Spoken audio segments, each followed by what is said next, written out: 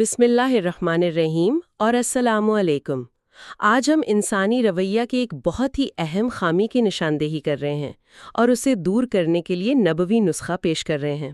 اس گفتگو کو غور سے سنیں اور اگر بات دل کو لگے تو اسے دوسروں تک پہنچائیں تاکہ آپ کے ساتھ ساتھ مزید سننے والوں کا بھی بھلا ہو اور وہ اسوہ حسنہ کو سامنے رکھتے ہوئے اپنی اس خامی سے نجات پائیں۔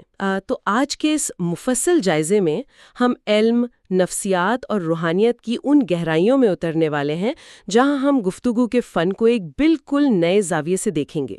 بالکل، اور آج ہمارے سامنے جو ذرائع موجود ہیں ان میں احادیث مبارکہ کا مطالعہ ہے، انسانی رویوں کی نفسیات ہے، اور سب سے بڑھ کر عربی گرامر کی وہ حیرت انگیز باریکیاں شامل ہیں جو عام سے لگنے والے الفاظ کو ہیرو کی طرح تراشتی ہیں۔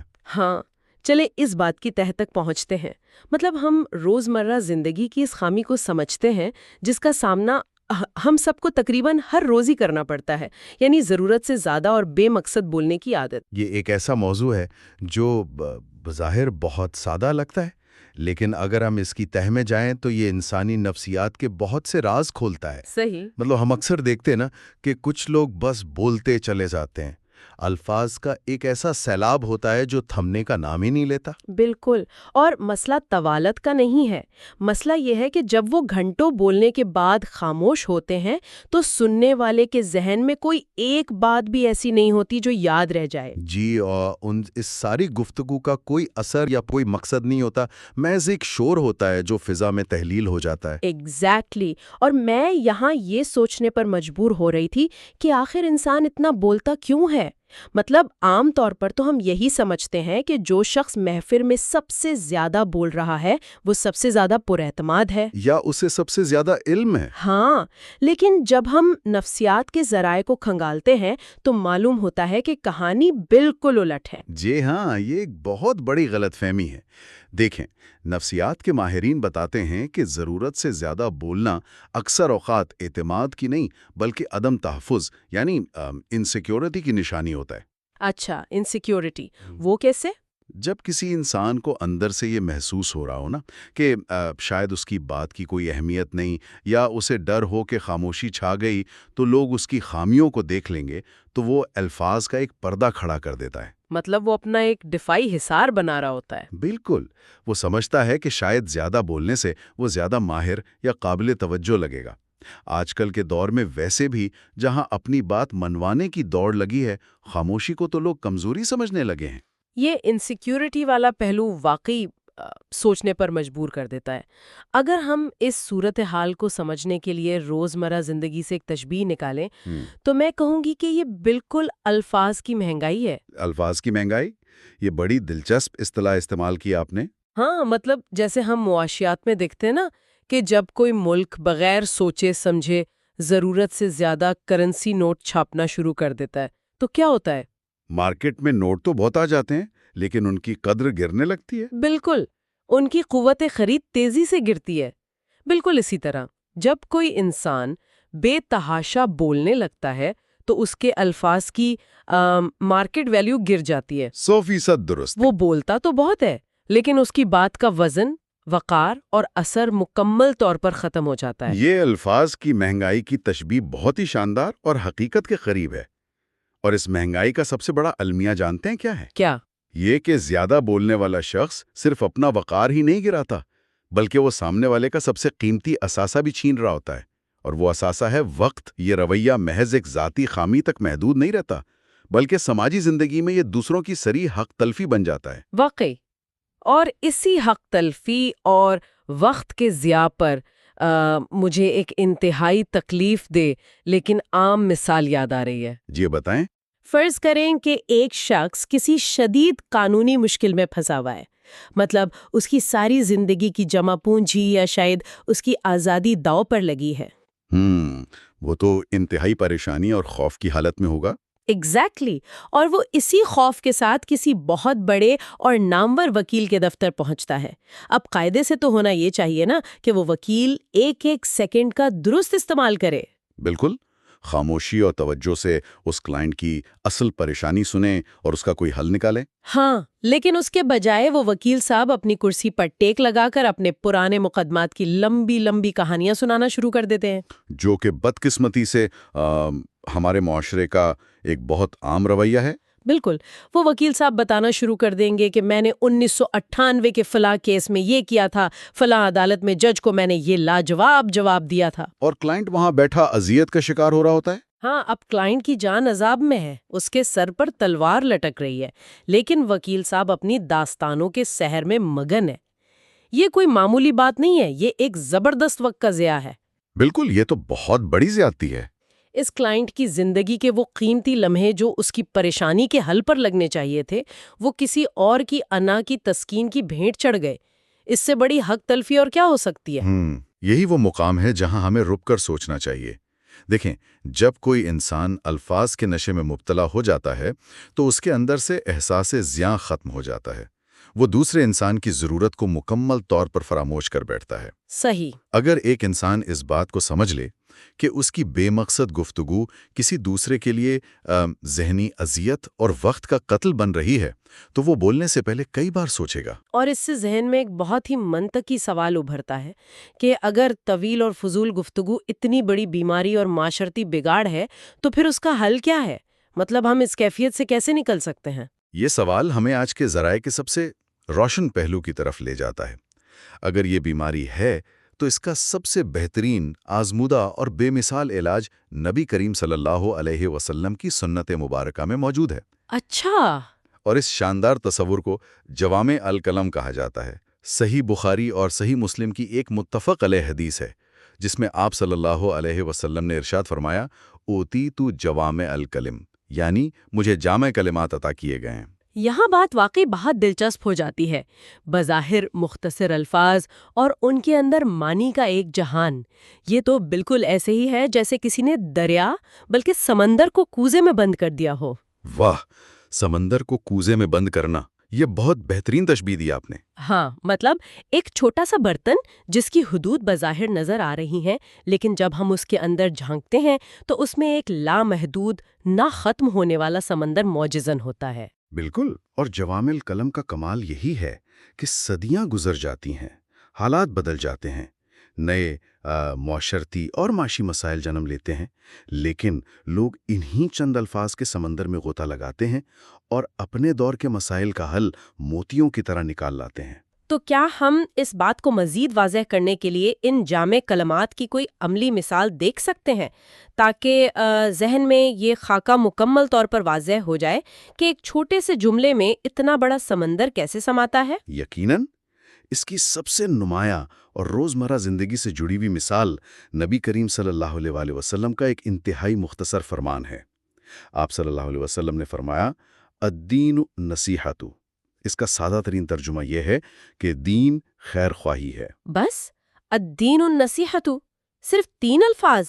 جی، اس حدیث میں کل ملا کر صرف 3 الفاظ ہیں، لیکن جب صحابہ نے پوچھا کہ کس کے لیے خیر خواہی تو جواب ملا کہ اللہ کے لیے، اس کی کتاب کے لیے، اس کے رسول کے لیے، مسلمانوں کے حکمرانوں کے لیے اور تمام عام مسلمانوں کے لیے۔ یہ واقعی حیرت انگیز ہے، یعنی انسان کا اللہ کے ساتھ کیا تعلق ہونا چاہیے، ریاست کے ساتھ اس کے کیا فرائض ہے اور عام انسانوں کے ساتھ اس کا کیسا برتاؤ ہونا چاہیے، یہ سب کچھ مطلب پورا کا پورا دین صرف ان 3 الفاظ میں سمٹ آیا ہے۔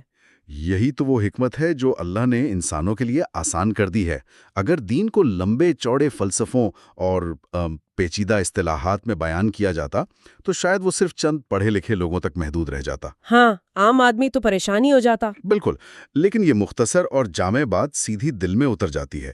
ایک عام ان پڑھ شخص ہو یا کوئی بہت بڑا دانشور، دونوں اس ایک جملے کو بآسانی یاد رکھ سکتے ہیں۔ یہ بات واقعی دل کو لگتی ہے کہ سادگی اور اختصار میں کتنی طاقت ہے، لیکن ہمارے پاس موجود ذرائع کا ایک اور بہت دلچسپ پہلو ہے جو اس ساری بحث کو ایک نئی سطح پر لے جاتا ہے۔ جی، عربی گرامر والا پہلو۔ بالکل، جب ہم ان احادیث کی عربی گرامر میں اترتے ہیں تو معلوم ہوتا ہے کہ صرف ان کا پیغام ہی معجزہ نہیں ہے، بلکہ ان الفاظ کی اندرونی ساخت بھی کسی انسانی ذہن کی پیداوار نہیں ہو سکتی، چلیں اس حدیث کا ذرا عربی گرامر کے حوالے سے مفصل جائزہ لیتے ہیں۔ میں یہ جاننے کے لیے بہت متجسس ہوں کہ ان الفاظ کے پیچھے کیا انجینئرنگ کام کر رہی ہے۔ عربی زبان کی سب سے بڑی خوبصورتی ہی یہ ہے کہ یہ بوقت ایک انتہائی رومانوی اور انتہائی حسابی زبان ہے۔ سب سے پہلا لفظ جس پر ہمیں غور کرنا ہے وہ ہے اوتیتو، یعنی مجھے عطا کیا گیا۔ اچھا، گرامر کی روح سے یہ فعل ماضی مجہول ہے۔ مجہول کا مطلب پیسو پاسٹ ٹینس، اور اس کے روٹ لیٹرز ہیں عین، تو، یا۔ اب مجہول کا مطلب یہ ہوتا ہے کہ اس میں فاعل یعنی کام کرنے والا یا عطا کرنے والا ظاہر نہیں ہوتا، اسے محذوف یا چھپا دیا جاتا ہے۔ یعنی جس نے نعمت دی اس کا ذکر لفظوں میں نہیں ہے؟ بالکل، اور اس میں تو جو ہے وہ نائب فاعل ہے، یعنی جس کو عطا کیا گیا، مطلب میں۔ ایک لمحے کے لیے میں آپ کو یہاں روکوں گی۔ جی، یہ تھوڑی سی حیران کن بات ہے۔ ہم جانتے ہیں کہ یہ نعمت اللہ کی طرف سے ملی ہے۔ جی بے شک۔ عام دنیاوی اصول تو یہ کہتا ہے کہ جب کوئی بادشاہ کوئی تحفہ دے تو اس کا نام سب سے زیادہ نمایاں کیا جاتا ہے، تو پھر یہاں عطا کرنے والے کو یعنی فاعل کو لفظوں میں چھپایا کیوں گیا؟ یہ سوال عربی زبان کی بلاغت کے عین دل پر وار کرتا ہے۔ فاعل کو اس لیے محذوف رکھا گیا ہے، اس کا نام اس لیے نہیں لیا گیا کیونکہ وہ عطا کرنے والی ذات اتنی عظیم اور اتنی بے نیاز ہے کہ کائنات کا ہر ذرہ اس کا پتہ دے رہا ہے۔ مطلب نام لینے کی ضرورت ہی نہیں؟ بالکل۔ جب ہم کہتے ہیں کہ مجھے جامع کلمات عطا کیے گئی تو یہ نعمت اتنی مافوق الفطرت ہے کہ انسانی ذہن خود بخود گواہی دیتا ہے کہ یہ کمال انسان کا اپنا نہیں ہو سکتا۔ اس فاعل کا نام نہ لینا دراصل اس بات کا اعلان ہے کہ یہ معجزہ صرف اور صرف کائنات کا خالق ہی عطا کر سکتا ہے۔ کمال ہے، یعنی الفاظ کی خاموشی دراصل اس کی عظمت کا سب سے بلند اعلان کر رہی ہے۔ اب ہم اس عظیم نعمت کے نام کی طرف آتے ہیں، یعنی لفظ جوامع۔ یہ لفظ سنتے ہی اس کے اندر ایک عجیب سا بھاری پن محسوس ہوتا ہے۔ گرامر اس کی کیا تشریح کرتی ہے؟ لفظ جوامع مفعول بہ ہے اور ساتھ ہی یہ مضاف بھی ہے۔ اس کے روٹ لیٹرز جیم، میم، عین ہیں۔ اب یہاں عربی گرامر کا ایک انتہائی دلچسپ اصول کام کر رہا ہے۔ گرامر میں اس لفظ کو ممنوع من الصرف کہا جاتا ہے۔ ممنوع من الصرف، اس کا کیا مطلب ہوا؟ اگر ہم اسے آسان زبان میں سمجھیں تو اس کا مطلب ہے کہ اس لفظ کے آخر میں تنوین نہیں آ سکتی، یعنی دو زبر، دو زیر یا دو پیش۔ اس لیے ہم اسے پڑھتے ہوئے جوامع ان نہیں کہہ سکتے، بلکہ صرف ایک زبر کے ساتھ جوامع پڑھا جاتا ہے۔ اچھا، لیکن یہ بات سمجھنا ضروری ہے کہ عربی تو اپنے حروف اور زیر زبر کی روانی کے لیے جانی جاتی ہے۔ پھر اس خاص لفظ پر یہ پابندی کیوں لگائی گئی؟ مطلب اس کے پیچھے کیا میکانزم کام کر رہا ہے؟ اس کے پیچھے عربی زبان کا وہ حسابی توازن کام کر رہا ہے جس کا ذکر ہم نے پہلے کیا۔ اس لفظ پر تنوین نہ آنے کی دو بڑی علتیں یعنی وجوہات ہیں۔ اور وہ کیا ہیں؟ پہلی وجہ یہ ہے کہ یہ لفظ جمع تکسیر ہے، یعنی ایسی جمع جس میں واحد لفظ کے اندرونی حروف کی ترتیب ٹوٹ جاتی ہے۔ اور دوسری اور سب سے اہم وجہ یہ ہے کہ اس کا وزن فواعلو ہے۔ جوامع کا وزن فواعلو ہے۔ تو فواعلو کے وزن پر ہونے سے کیا فرق پڑتا ہے؟ دیکھیں، جب روٹ لیٹرز اس خاص وزن کے سانچے میں ڈھلتے ہیں تو یہ لفظ معنوی اعتبار سے اس قدر وسیع اور بھاری ہو جاتا ہے کہ یہ ایک پوری کائنات اپنے اندر سمیٹ لیتا ہے۔ اب چونکہ یہ لفظ پہلے ہی اتنا بوجھل ہے تو اگر ہم اس پر نون کی آواز یعنی تنوین کا مزید بوجھ ڈالیں گے تو یہ صوتی طور پر غیر متوازن ہو جائے گا۔ واہ، یہ تو ایسا ہے جیسے کسی بہت بڑے اور بھاری جہاز کو فضا میں متوازن رکھنے کے لیے اس کا اضافی وزن گرا دیا جائے۔ لفظ کی اندرونی وسعت اتنی زیادہ ہے کہ اس کی ظاہری آواز کو ہلکا رکھنا پڑا۔ اب ہمارے پاس ایک چھپا ہوا فائل آ گیا، ایک انتہائی وسیع برتن یعنی جوامع آ گیا، لیکن اس برتن کے اندر وہ کون سی چیز ہے جو عطا کی گئی؟ وہ چیز ہے تیسرا لفظ الکلم۔ اس لفظ کے روٹ لیٹرز کاف، لام، میم ہیں۔ اس کا عام مطلب تو کلام یا بات چیت ہے، لیکن اگر آپ غور کریں تو یہاں لفظ کے شروع میں ال لگا ہوا ہے۔ ہاں، الف لام۔ جی، اور یہ کوئی عام الف لام نہیں ہے، اسے عربی گرامر میں عہد ذہنی کے لیے استعمال کیا جاتا ہے۔ عہد ذہنی؟ یہ اصطلاح تھوڑی ٹیکنیکل لگ رہی ہے۔ ہم اسے انسانی نفسیات سے کیسے جوڑ سکتے ہیں کہ یہ ال سننے والے کے ذہن پر کیا اثر ڈالتا ہے؟ عہد ذہنی کا مطلب یہ ہے کہ جب بولنے والا اور سننے والا دونوں کسی خاص چیز کے بارے میں پہلے سے ذہن میں ایک بات طے کر چکے ہوں۔ اگر یہاں ال نہ ہوتا تو اس کا مطلب ہوتا دنیا کا کوئی بھی عام کلام، لیکن یہ ال لگتے ہی انسانی نفسیات یکدم چوکنا ہو جاتی ہے۔ مطلب یہ اشارہ کرتا ہے کہ یہ کوئی عام بات نہیں ہے؟ بالکل، یہ اشارہ کرتا ہے کہ ہم یہاں کسی انسان کے بنائے ہوئے فلسفے کی بات نہیں کر رہے، بلکہ یہ ال اس بات کو مخصوص کر دیتا ہے کہ یہ وہ خاص، مبارک اور الہامی کلام ہے جو نبی کریم صلی اللہ علیہ وآلہ وسلم کی زبان مبارک سے ادا ہوا۔ یہ ایک حرف ال اس کلام کو سب سے اونچے درجے پر لا کھڑا کرتا ہے۔ اور اگر میں ان دونوں لفظوں کو آپس میں جوڑوں، کیونکہ ہم نے پڑھا کہ جوامع مضاف ہے اور اس کے بعد الکلم آیا ہے، تو یقیناً یہ دونوں مل کر مرکب اضافی بنا رہے ہیں نا؟ بالکل، آپ نے درست تجزیہ کیا۔ جوامع اور الکلم دونوں آپس میں مل کر مرکب اضافی بناتے ہیں۔ مضاف اور مضاف الیہ کا یہ تعلق ان دونوں الفاظ کو ایک نہ ٹوٹنے والے رشتے میں باندھ دیتا ہے۔ یہ مرکب اضافی تو مجھے کسی زنجیر کی دو انتہائی مضبوط کڑیوں کی طرح لگ رہا ہے۔ ایک طرف جوامع ہے جس کا وزن فوائل ہے جو وسعت کی علامت ہے، اور دوسری طرف الکلم کا ال ہے جو اسے محدود بناتا ہے۔ یہ بالکل بجا فرمایا آپ نے۔ اور جب ہم ان عربی اصولوں کو سمجھتے ہیں تب ہمیں احساس ہوتا ہے کہ نبی کریم صلی اللہ علیہ وسلم کی ایک ایک بات کتنی تلی ہوئی اور متوازن تھی۔ تو اس سب کا مطلب کیا ہے؟ ہم نے اوور ٹاکنگ کی نفسیات کو دیکھا، وکیل کی مثال سے وقت کے ضیاع کا درد محسوس کیا، اور پھر گرامر کو سمجھا۔ اب جو لوگ ہمیں سن رہے ہیں وہ اپنے روزمرہ رویے کو کیسے بہتر بنائیں؟ اس کا سب سے عملی جواب نبی کریم صلی اللہ علیہ وسلم کی ایک اور حدیث مبارکہ میں ملتا ہے۔ آپ صلی اللہ علیہ وسلم نے فرمایا کہ جو شخص اللہ اور یوم آخرت پر ایمان رکھتا ہے اسے چاہیے کہ وہ بھلی بات کہے یا پھر خاموش رہے۔ یعنی خاموشی بذات خود ایک بڑی حکمت ہے۔ بالکل، جب بھی ہم منہ کھولنے لگیں تو ہمیں خود سے پوچھنا چاہیے کہ کیا میرے یہ الفاظ کسی کا مسئلہ حل کر رہے ہیں؟ اگر جواب نہیں میں ہے تو خاموشی بہترین عمل ہے۔ کتنا سادہ لیکن کتنا گہرا اصول ہے۔ اس تفصیلی جائزے کو سمیٹتے ہوئے میں ایک ایسا خیال چھوڑنا چاہتی ہوں جو ہم سب کو آج کے بعد ہر روز آئینہ دکھائے گا۔ ذرا تصور کریں، اگر ہمارے الفاظ کرنسی نوٹوں کی طرح ہوتے اور ہر لفظ بولنے پر ہمارے ذاتی بینک اکاؤنٹ سے پیسے کٹ رہے ہوتے، تو کیا ہم تب بھی اتنی ہی بے احتیاطی سے بولتے؟ قطعی نہیں، تب تو کوئی بھی فضول بات نہ کرتا۔ یقیناً ہم ایک ایک لفظ تول کر بولتے۔ ہم سوچتے کہ کون سا لفظ بولنا میرے لیے نقصان دہ ہے اور کون سا فائدہ مند۔ بالکل، اور حقیقت یہی ہے کہ ہمارے الفاظ واقعی مفت نہیں ہیں۔ ان کی قیمت ہمارا وقت اور آخرت کا حساب ہے۔ یہی وقت ہے کہ ہم اپنے الفاظ کی قیمت پہچانیں۔